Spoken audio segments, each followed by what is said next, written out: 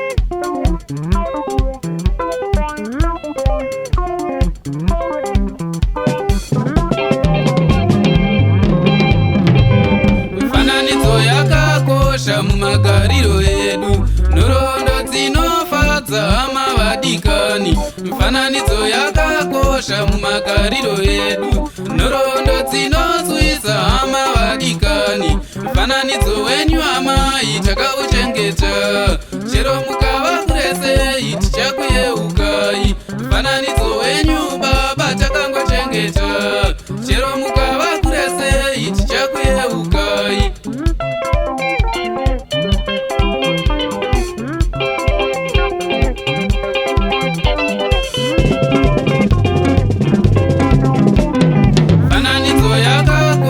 Mumagariro edu, nhoroondo dzinofadza hama vadikani. Mifananidzo yakakosha mumagariro edu, nhoroondo dzinoswisa hama vadikani. Mufananidzo wako mudiwa ndakauchengeta, chero ukava kuresei ndichakuyeuka.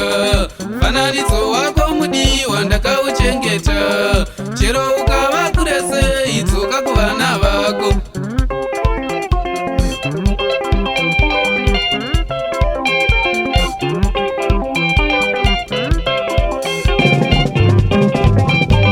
Mifananidzo yakakosha mumagariro edu, nhoroondo dzinofadza hama vadikani. Mifananidzo yakakosha mumagariro edu, nhoroondo dzinoswisa hama vadikani. Mifananidzo yenyu hararami tiri kuchengeta, chero mukava kuresei tichakuyeukai. Mifananidzo yenyu hararami tiri kuchengeta, chero mukava kuresei dzoka kumisha yenyu.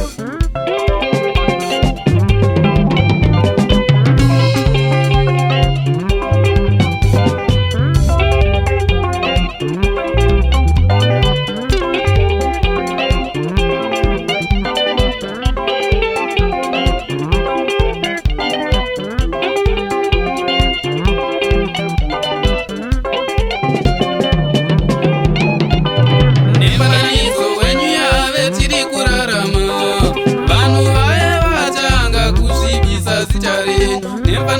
wenyu yave tiri kurarama, vanhu vaye vatanga kusvibisa zita renyu. Motikari, mvura namatombo zvava kunamatwa.